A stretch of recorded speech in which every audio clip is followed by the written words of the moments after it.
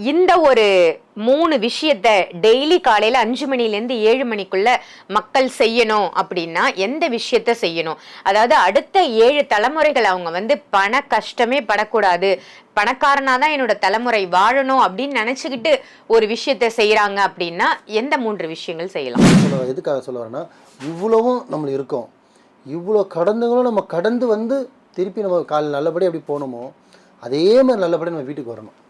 இவ்வளவும் கடந்து இந்த சிட்டி டிராஃபிக்கை கடந்து வரப்போன கடந்து ஓனரை கடந்து பாஸை கடந்து எதிர் வண்டியை கடந்து எல்லாமே கடந்து இது நடுவில் நம்மளுக்கு நல்ல காலம் நேரம் கெட்ட நேரம் யமகண்டம் ப்ளஸ் கருமா எல்லாமே நம்மளை பின் தொடங்கி தான் இருக்குது துரத்தின்னு தானே இருக்குது.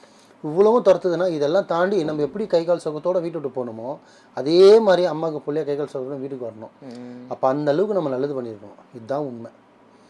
ஸோ நம்ம 7 தலைமுறைக்கு கை கால் சுகத்தோட ஆரோக்கியமாக செல்வமாக வாழணும்னா நிறைய இருக்குது பண்ண வேண்டியதில். அதில் ஒரு முக்கியமான சொல்கிறோமா, ரொம்ப முக்கியமானது. ஏன்னா காலைன்றது பார்த்திங்கன்னா ரொம்ப ரொம்ப முக்கியம். அன்றைக்கி காலைல வீட்டு விட்டு போய் திருப்பி ஒருத்தர் வீட்டுக்கு வர்றது நிச்சயமே இல்லை. நிச்சயம் இல்லாத வாழ்க்கை இது, புரியுதுங்களா? அப்போ நீ வாழ்க்கையில் முன்னேறணும், உனக்கு அடுத்தது 7 தலைமுறைக்கு நல்லா இருக்குன்னு நினச்சேன்னா இதை செய். ஆனால் இதை நான் சொன்னது அனைத்துமே அவன் கடை பிடிச்சானா அவன் ஒரு நாள் திரும்பி பார்க்கும்போது பார்த்திங்கன்னா லட்சாதிபதியாக இருப்பான். அவன் பின்னாடி பார்த்தீங்கன்னா அவனுக்குன்னு ஒரு கூட்டமே இருக்கும், அவனுக்குன்னு ஒரு நேம் இருக்கும், அவனுக்குன்னு ஒரு பிராண்ட் இருக்கும். இது கடைப்பிடிக்கணும். ஏன்னா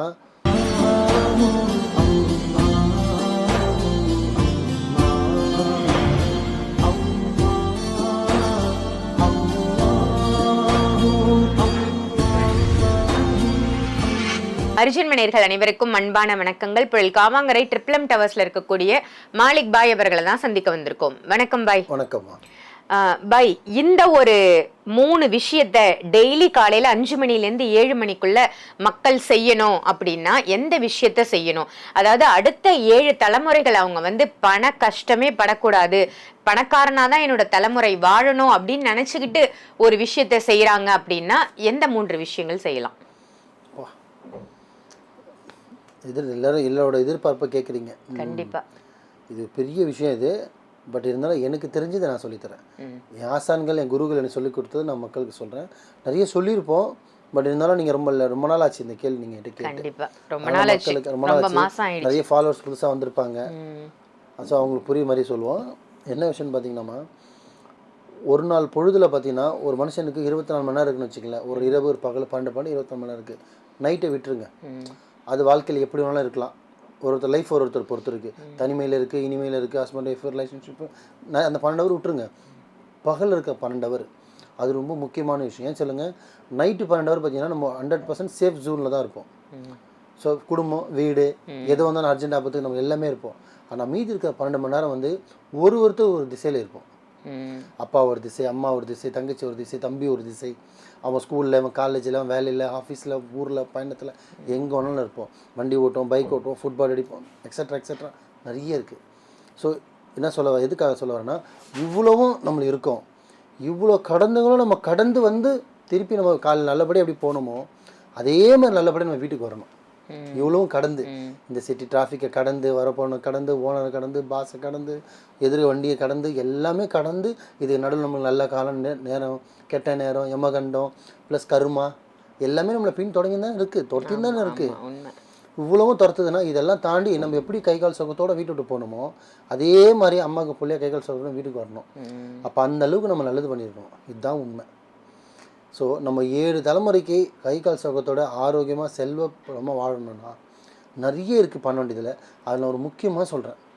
காலையில் அதுவும் எந்திரிச்சதுன்னு சொல்கிறேன். ஏன்னா நைட்டு தூங்கும்போது நம்ம ஆத்மா வெளியில் போயிடுவாங்க, பெரியவங்க சொல்லியிருக்காங்க. அது அதனால தான் தூங்கும்போது குழந்தைங்களோட பார்த்திங்கன்னா மேக்கப் பண்ண மாட்டாங்க. நம்மளை அறியாமல் தூங்கும்போது சடனாக இருக்குன்னா ஒரு செகண்டில் உயிர் பிரிஞ்சிடும். இந்த ஆத்மா பார்த்திங்கன்னா சுற்று வருமா அசந்திருக்கும் போது. அப்போ தான் திருப்பி முழிக்கும் போது மெதுவாக ஹெல்ப் பண்ண சொல்லுவாங்க. பதட்டமாக எந்திரிக்கும் போது பாருங்கள் மூச்சு அடைப்பு வந்துடும். ஸோ அது மாதிரி காலையில் எந்திரிச்ச உடனே ஃபஸ்ட்டு நீங்கள் செய்யக்கூடிய வேலை பார்த்தீங்கன்னா, அது ஆணாக இருக்கட்டும் பெண்ணாக இருக்கட்டும், வாழ்க்கையில் முன்னேறணும்பா. நான் படிக்கலை பை, நான் மக்கள் புரியுற மாதிரி சொல்கிறேன். நம்ம மக்கள் என் மக்கள் நான் புரியுற மாதிரி சொல்கிறேன்.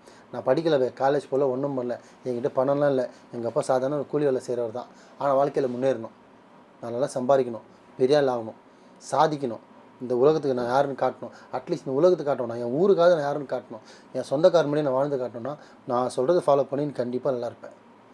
பெருசாக நீ ஒன்றும் கிளிக்க வேணாம், சர்டிஃபிகேட் வாங்க வேணாம், ஒன்றும் பண்ண வேணாம். நான் சொல்கிறது ஃபாலோ பண்ணு.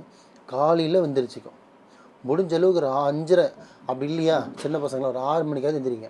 6:30 மணி கூட எந்திரிங்கப்பா, பரவாயில்ல, எந்திரிக்க டைம் முக்கியம் இல்லை. அதுக்குன்னு சூரியன் ரொம்ப உதிச்சு சூரியன் உக்கரமாகும் போது 8 மணி 9 மணிலாம் கணக்கே கிடையாது. அது சோம்பேறிங்க எந்திரிக்கிற டைமு. ஒரு மனுஷன் எந்திரிக்கணும்னா கரெக்டாக சொன்னால் 4 மணி அதிகாலை, அது முடியாது. ஸோ 5, 5:30, 6 மணிக்குள்ளே எந்திரிக்கலாம். 6 மணிக்கு எந்திரிச்சிங்கன்னா ஸ்ட்ரைட்டாக ரெஸ்ட் ரூம் போங்க, உங்களோட உபாதைகளை க்ளீன் பண்ணுங்கள், உடம்பு சுத்தம் பண்ணுங்கள், வயிற்றை சுத்தம் பண்ணுங்கள், உடம்பு சுத்தம் பண்ணுங்கள். அடுத்தது ஹிந்துவாக இருந்தால் சாமி பூஜாரிக்கு போங்க, விளக்கு கொளுத்துங்க, இல்லை ஒரு ஊதுவத்தி ஏற்றுங்க, இல்லை ஒரு வத்தி ஏற்றுங்க, காமாட்சி வந்தால் விளக்கு ஏற்றுங்க. இல்லை முஸ்லீமாக இருக்கீங்களா ரத்து ஃபஜர் தொழுதுருங்க. கிறிஸ்தவராக இருக்கீங்களா பைபிள் படிங்க. ஸோ இது ஃபஸ்ட்டு ஒன்று பண்ணுறோம். இது பண்ணி முடித்த உடனே இந்த பிரபஞ்சத்துக்கு ஒரு நன்றி சொல்லணும். எப்படி நைட்டு தூங்கி நான் காலையில் எழுந்திரிச்சிட்டேன், இன்றைய பொழுது எப்படி இன்றைய பொழுது நல்லா முடியணும், எல்லாருக்கும் நல்லாயிருக்கும், நானும் நல்லா இருக்கணும். எப்படி எல்லோரும் நல்லா இருக்கணும், நானும் நல்லா இருக்கணும், வர வேண்டியது எல்லாமே வரணும், உன்னை நம்பி தான் இறைவா போகிறேன்ட்டு நன்றி சொல்லி வீட்டுக்கு வரணும். 2ஆச்சா. 3வது ஒரு விஷயம், இந்த காலையில் எந்திரிக்கிற பொழுதில் யார் வாயிலும் நீங்கள் நிற்கக்கூடாது, யார் வாயிலையும் நிற்கக்கூடாது. அதே மாதிரி நீங்களும் யாரையும் ஸ்தாபிக்கக்கூடாது உண்டு. அதே மாதிரி காலைல எந்திரிச்ச உடனே போய் சொல்லவே கூடாது. நம்ம ஆளுங்க வந்து எந்திரிச்ச உடனே போய் பேசுவாங்க. எந்திரிச்சிருக்க நான் எந்திரிச்சு ரெடி ஆகிட்டேங்க, ட்ரெஸ் மாற்றிட்டு இருக்கேன்னுவாங்க. சில பேர்லாம் நான் பாதி சிக்னலில் இருக்கேன்றவானுங்க. ஸோ அங்கே என்ன ஸ்டார்ட் ஆகுது, ஒரு காலையில் நீ எது செய்ய ஆரம்பிக்கிறியோ அதுதான் நீ ஃபுல்லாக நீ செய்ய போகிற. நான் சொல்கிற வார்த்தை புரியுதுங்களா? அன்றைக்கி ஃபுல்லாக நீ போய் பேசிக்கிட்டே இருப்ப. எவ்வளோ நீ பொய்யா பேசுகிறோமோ அவ்வளோ தெய்வம் கிட்ட வராது. எவ்வளோ நீ நடிக்கிறியோ அவ்வளோ தெய்வம் கிட்ட வராது. எவ்வளோ வாயில் தவறான வார்த்தை உச்சரிப்பு பண்ணுறோமோ தெய்வம் உன் வார்த்தை தங்காது. தெய்வம் உன்னோட தூரமாக தான் இருக்கும், உனக்கு பாதுகாப்புக்கு இருக்காது. ஸோ அன்றைய பொழுது பார்த்தீங்கன்னா பொய் முதல்ல ஒரு வார்த்தை கூட பேசக்கூடாது. நீ வேலைக்கு போனதுக்கப்புறம் பிஸ்னஸில் லேட் ஆகிடுச்சு, அதாச்சு பிஸ்னஸ் மார்க்கெட்டிங் நீ என்னென்ன பேசிட்டு போங்க, அது உங்கள் பர்சனல் லைஃப். நான் அதை சொல்ல விரும்பல. நான் சொல்கிறது காலை பொழுது. ஏன்னா மைண்டு ஃப்ரீயாக இருக்கும்போது காலை சுத்தபத்தமாக குளிச்சிடணும், நல்லா சாமி கும்பிட்டுடணும், இல்லை பைபிள் கும்பிட்டுறோம், தொழுகிறோம், 3ல் எதனா மூணுமே பண்ணிடணும்னு வச்சுங்களேன். 4வது நம்ம நன்றி சொல்லிட்டு கிளம்புறதுக்கு முன்னாடி நம்ம யார் விஷயத்தையும் சாபிக்கவும் கூடாது, சாபம் வாங்கவும் கூடாது. அதே மாதிரி காலையில் எந்திரிச்ச உடனே யாரை வந்து அவன் பண்ண அடிச்சிடணும், இவன் பண்ணிடணும், அது மாதிரி இன்னொருத்தனை கெடுக்கிற விஷயத்த நீங்கள் உங்களோட சிந்தனைக்கு நினச்சி கூட பார்க்கக்கூடாது. சீரியஸாக சொல்கிறோமா, இது ரொம்ப முக்கியமானது. ஏன்னா காலைன்றது பார்த்திங்கன்னா ரொம்ப ரொம்ப முக்கியம். அன்றைக்கி காலைல வீட்டை விட்டு போய் திருப்பி ஒருத்தன் வீட்டுக்கு வர்றது நிச்சயமே இல்லை, நிச்சயம் இல்லாத வாழ்க்கை இது, புரியுதுங்களா? அப்போ நீ வாழ்க்கையில் முன்னேறணும், உனக்கு அடுத்தது 7 தலைமுறைக்கு நல்லா இருக்குன்னு நினச்சேன்னா இதை செய். நீ அப்புறம் நீ அன்னதானம் பண்ணுங்க, அது பண்ணுற ட்ரஸ்ட்டு வச்சுக்க, என்ன வேணால் பண்ணிட்டு போ. நீ காலையில் எந்திரிச்சு உனக்காக மட்டும் நீ வாழு. உன் உடம்பு சுத்தம் பண்ணு, உன் மனசை சுத்தம் பண்ணு. இப்போ எந்திரிச்சதுக்கு பிரபஞ்சம் நன்றி சொல்லி, இரவு நன்றி சொல்லி, தொழுவு, சாமி கும்பிடு, பைபிள் பண்ணு. அப்புறம் மக்களுக்கு நீ நல்லா இருக்க வேண்டிக்கோ, 4 பேர் நல்லா இருக்க வேண்டிக்கோ, நீ பாட்டுக்கு வேலையை பார்த்து போயிட்டே இரு. இவ்வளோ தான் நான் சொல்ல வருது. நீ யாருக்காக எனக்கு எல்லாருக்காக செய்ய வேண்டாம் சொல்ல, உனக்காக மட்டும் நீ வேண்டிக்கோ. அந்த வேண்டுதலை யாருக்கும் கெடுக்கிற மாதிரி வேண்டாது. இந்த காலையில் வைக்கிற வேண்டுதல் வந்து வாழ்க்கையில் உன்னை எங்கேயோ கூட்டு போயிடுமா. ஏன்னா நான் சொன்ன அனைத்தும் பார்த்தீங்கன்னா மேனுவலாக பண்ணுறது தான் இருக்கும், சிம்பிளான விஷயந்தான். ஆனால் கடைப்பிடிக்கிறது ரொம்ப கஷ்டம். ஆனால் இதை நான் சொன்னது அனைத்துமே அவன் கடைப்பிடிச்சானா அவன் ஒரு நாள் திரும்பி பார்க்கும்போது பார்த்தீங்கன்னா லட்சாதிபதியாக இருப்பான். அவன் பின்னாடி பார்த்தீங்கன்னா அவனுக்குன்னு ஒரு கூட்டமே இருக்கும், அவனுக்குன்னு ஒரு நேம் இருக்கும், அவனுக்குன்னு ஒரு பிராண்ட் இருக்கும். இது கடைப்பிடிக்கணும். ஏன்னா நல்லது பண்ணுறதுக்கு ஒரு மனசு இருக்கணும்னு சொல்லுவாங்க. அதே மாதிரி நல்லது பண்ணாதான் நல்லதுன்னு இல்லை, ஒருத்தன் கெடுதல் பண்ணாமல் இருந்தாலே அது நல்லது தான். சும்மா விட்டுட்டாலே நல்லது தேவையே இல்லை. நீ ஒன்றும் ஆணியே கிளிக்க வேணுன்றேன் நான். நீ உன் வேலையை பாரு, பிரபஞ்சம் நன்றி சொல்லு, உனக்கு நன்றி சொல்லு, பெத்த தாய்க்கு நன்றி சொல்லு, அவங்ககிட்ட இருந்து ஒரு 10 ரூபா வாங்கிக்கோ, சந்தோஷமாக போயிட்டே இரு. ராஜா மாதிரி வாழ். நீ இப்படி போறியா அதே வீட்டுக்கு வந்துடுவேன். காலையில் எழுந்துச்சி அவனுக்கு எடுக்கணும், இவனுக்கு எடுக்கணும், போய் பேசிக்கிட்டு ஃப்ராடுத்தனம் பண்ணிக்கிட்டு லேட்டாக எழுந்திரிச்சிட்டு குளிக்காமல் கொள்ளாமல் சுத்தபத்தமாக இல்லாமல் சாமி கும்பிடாமல் நீ பாட்டுக்கு பறக்க மூஞ்சில் தண்ணி வச்சு நீ போனனா 10 பைசா தங்காது. நீ கடையில் போய் டிங்கின்னு என்ன மணி ஆட்டினாலும் ஒன்றும் வராது, ஒன்றுமே நடக்காதுமா. ஏன் சொல்கிறேன்னு அந்த மாதிரி இங்கே விதைக்கிறது தான் முக்கியம். எப்படி என்ன விதைக்கிறோமோ அதுதான் முக்கியம். இது காலையில் என்ன விதைக்கிறியோ அன்றைய ஒரு நாள் பொழுது ஃபுல்லாகவே உனக்கு பாசிட்டிவாக கிடைக்கணும்னா இதுதான் செய்யணும், வேறு ஒன்றுமே வேணுமா. முழு நம்பிக்கையோட பண்ணி பாருங்கள். இந்த மாலிக் மேலே நம்பிக்கை வைக்கிறீங்களா, படைச்ச இறைவன் மேலே நம்பிக்கை வைங்க. நான் உங்களில் ஒரு நாள் எப்போவுமே இருப்பேன். நான் சொல்கிற ஒரு கருத்தும் ஒரு விஷயமும் என் சகோதரிகளுக்கு, அம்மாவுக்கும், அண்ணனுக்கும், தம்பிக்கு சொல்கிற மாதிரி என் குடும்பத்தில் எப்படி சொல்லணும் அந்த மாதிரி சொல்லிகிட்ருக்கேன். நீங்கள் சொல்கிறத நீங்கள் லைக் போடுங்க, ஃபாலோ பண்ணுங்க, பண்ணாமல் போங்க. ஆனால் தயவு செஞ்சு கொஞ்சம் கேட்டு நடங்க.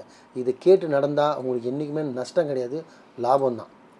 கலாய்க்கிறதாலையோ, கமெண்ட் போடுறதாலையோ, உருட்டன்னு சொல்கிறதாலையோ 10 பைசாவுக்கு பிரயோஜனம் இல்லை. நீங்களும் வளர மாட்டீங்க, மற்றவனும் வளர மாட்டான். நீங்கள் சூப்பர் பை, அப்படி பை, கிரேட் பைன்னு சொல்ல வேணாம். நல்லா இருக்குன்னு நீங்கள் பார்த்துட்டு நீங்கள் உங்களை மாறிக்கிட்டாலே எனக்கு போதும். நீங்கள் எனக்கு லைக் கொடுக்க வேணாம், கமெண்ட் பண்ண வேணாம். நீங்கள் நல்லா இருந்தால் எனக்கு அந்த ஒரு வாழ்த்து எனக்கு போதும். அந்த நன்மை என்னை சேரும்.